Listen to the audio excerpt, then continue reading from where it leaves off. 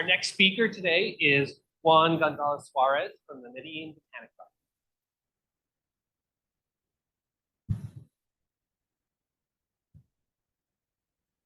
Buenas tardes. Mi nombre es Juan Pablo González, vengo del Jardín Botánico de Medellín. Eh, Tenemos el pointer.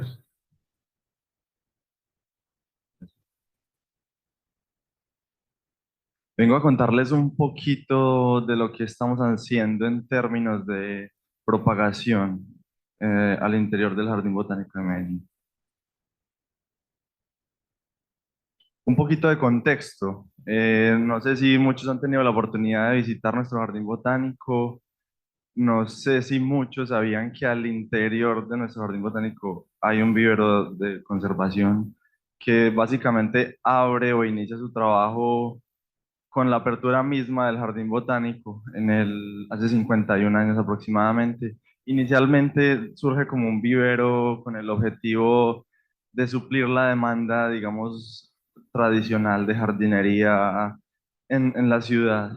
Pero rápidamente y de la mano de grandes investigadores que han pasado por nuestro jardín botánico, digamos que cambia su objetivo y empezamos a reproducir especies de plantas nativas que al día de hoy, no sé si han conocido Medellín, pero es una de las ciudades con un arbolado urbano más diverso y en gran parte ha sido por el trabajo que hemos realizado en propagación a lo largo de 50 años.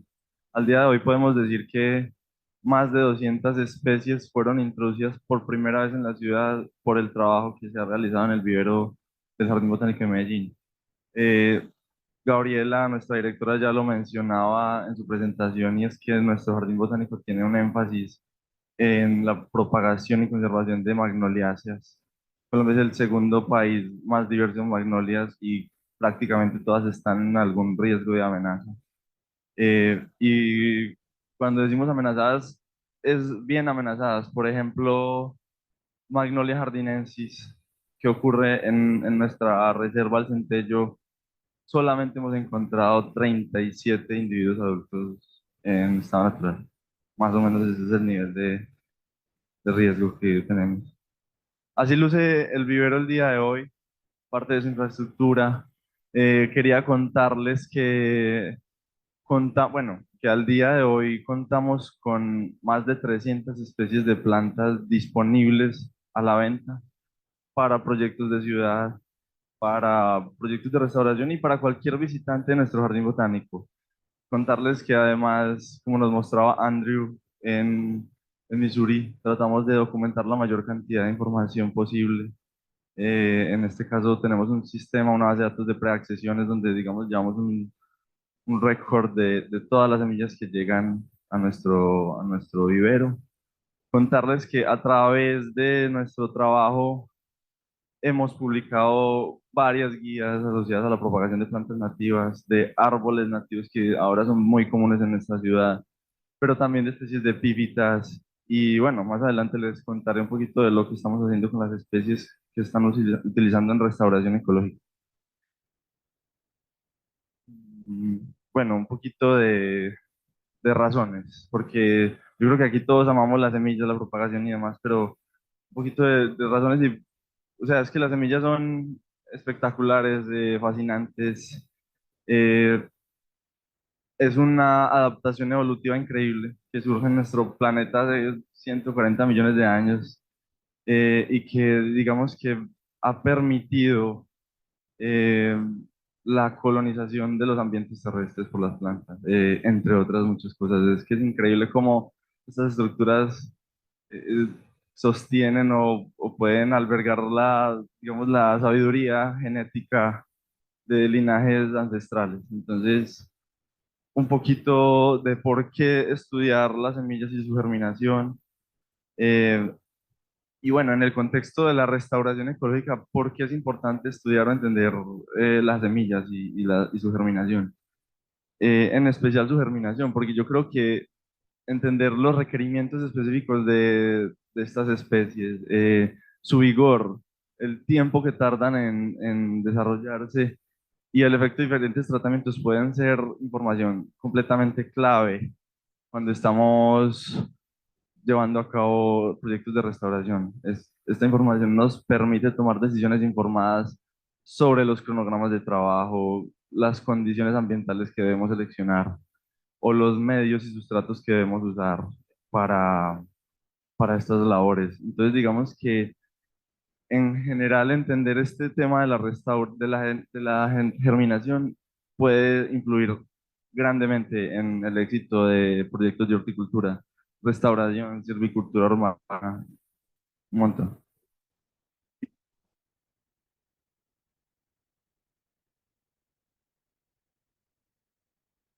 Y bueno, yo creo que vamos a los que nos enfrentamos, pero yo creo que este autor lo resume en 5 grandes pilares y es que los horticultores nos enfrentamos a especies con requerimientos muy específicos de hábitat que no entendemos en muchos casos. Yo creo que el nicho va más allá de entender un poco el nicho y es entender cuáles son las condiciones de luminosidad, de cantidad de fotones por metro cuadrado, entender la humedad relativa que requieren estas semillas.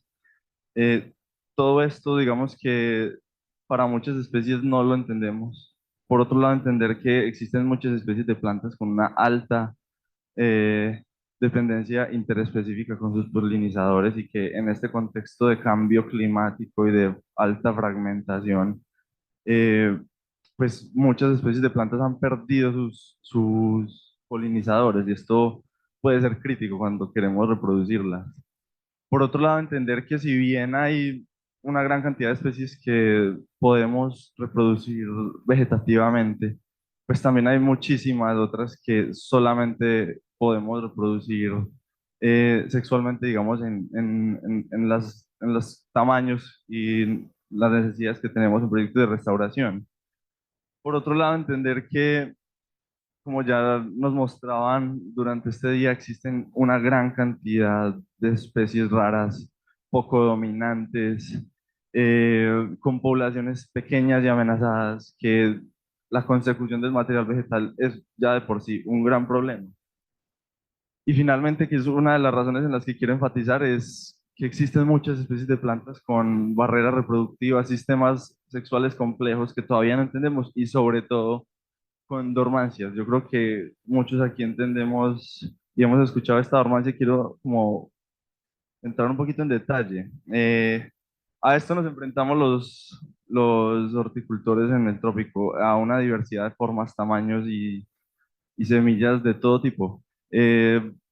Solamente de manera de ejemplo, aquí una de nuestras especies de mangle más especiales que ocurre en el Pacífico, el mangle nato, mora oleífera con una semilla gigante con una reserva energética brutal, que es una gran noticia para nosotros como propagadores, porque son semillas que no tienen ninguna barrera y que digamos que su germinación es muy exitosa.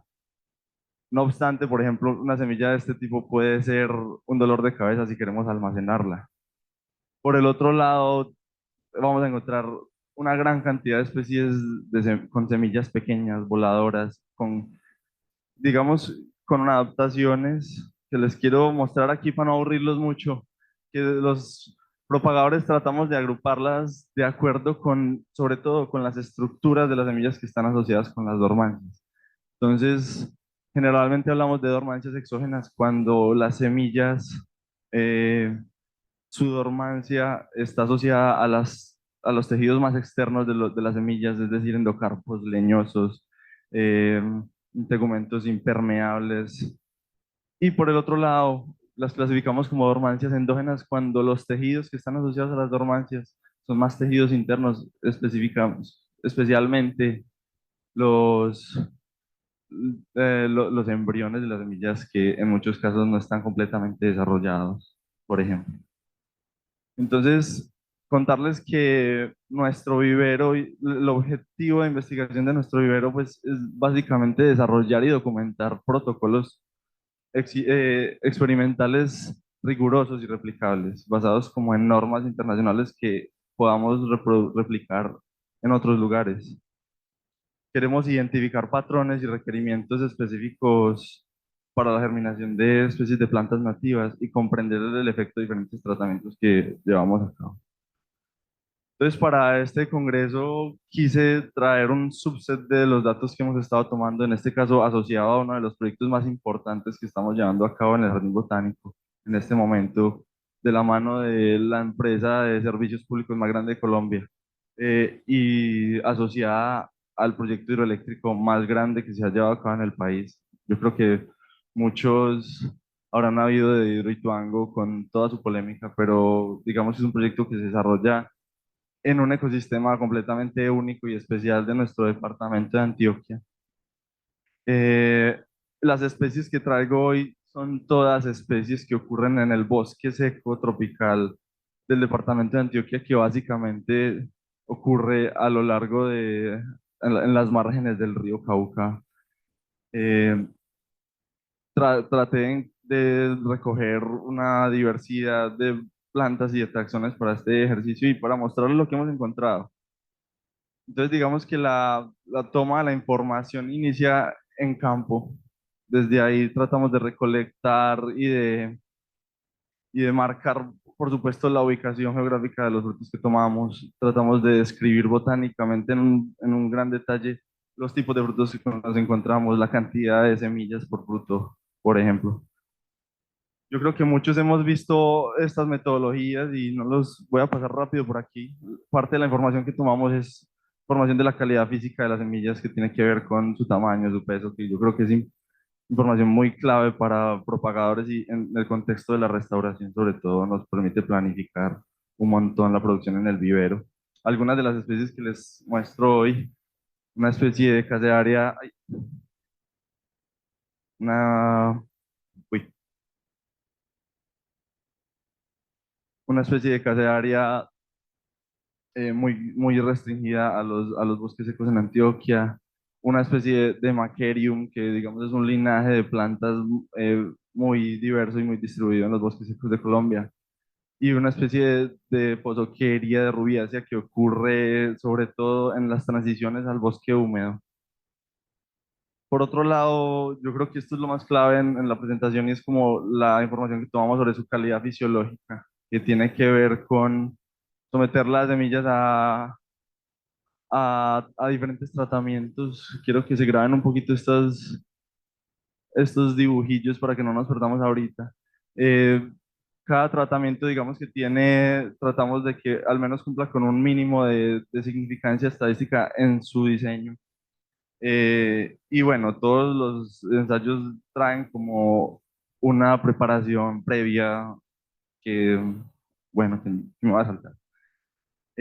Algunas de las especies que encontramos. Voy a pasar rápidamente para que me quede tiempo. Dos especies bien valiosas. Ambas especies, esto es más chisme botánico, pero probablemente sean dos nuevas especies en proceso de descripción. Una especie de Dacetia muy similar a un Lonchocarpus, con unas ocurrencias muy locales, y una especie de arbusto de Afelandra que yo creo que muchos hemos visto plantas de este grupo. Eh, Rápidamente mostrarles lo que les contaba ahorita, la gran diversidad de formas, tamaños que encontramos con las semillas. Vamos desde semillas con 230, especies con 230 semillas por kilogramo hasta especies con más de 45 millones de semillas por kilogramo. Entonces, digamos que enfrentarnos a esas semillas no podemos tener la misma aproximación. Básicamente la misma información ahora para verla gráficamente. Y bueno, quise agrupar los resultados que encontré de acuerdo como a algunos mensajes que quiero dejar y algo que es clave. En este caso es que siempre debemos realizar un tratamiento control, porque en muchos casos lo que vamos a encontrar es que las semillas lo único que requieren es una hidratación y cualquier tratamiento adicional que aplicamos, pues en realidad no va a tener un efecto significativo sobre su germinación. Esto sucede en una gran cantidad de semillas.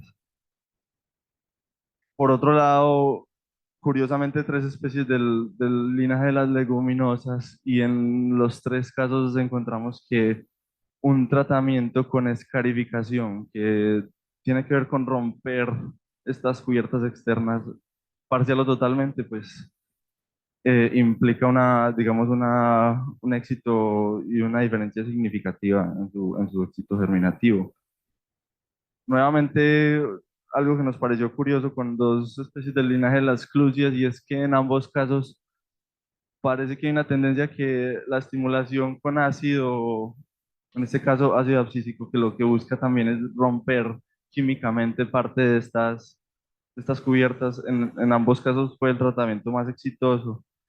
Eh, Nuevamente, juntando aquí varios linajes, me gustaría conversar con mis colegas propagadores, porque Bursera cimarúa es una especie que creo que compartimos muchos de los países que estamos aquí. Y quería conversar con ustedes a ver qué han encontrado. En nuestro caso, parece que hay una pequeña tendencia a que la estimulación hormonal sea el tratamiento más indicado, pero por el otro lado quería mostrarle dos especies mucho más restringidas, pero muy valiosas para la restauración ecológica, que son en las que definitivamente tenemos más trabajo por realizar, porque son especies que desde la obtención misma de los frutos, digamos que tenemos muchas dificultades. Por eso el seguimiento fenológico creo que es tan clave con estas especies. Finalmente, una especie que nos mostraba Álvaro ayer, recién descrita, la última especie de Santoxylum que hemos descrito para el país.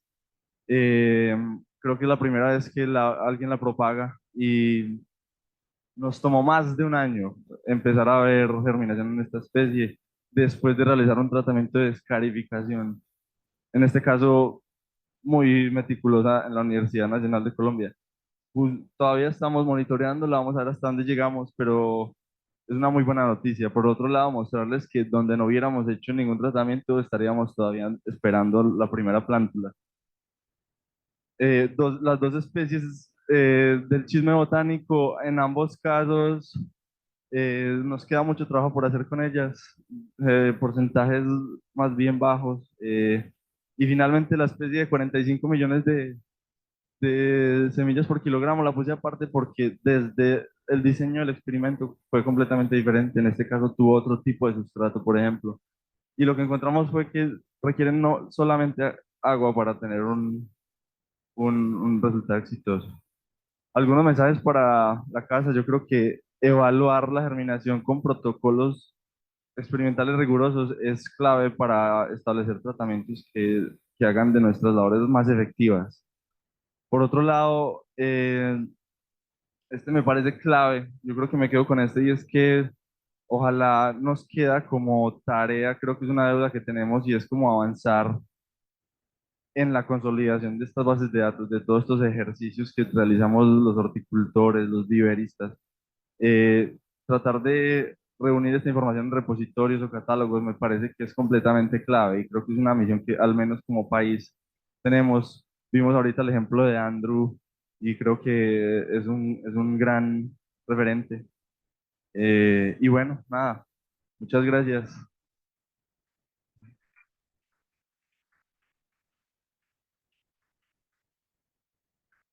Thank you. I think we have time for one quick question.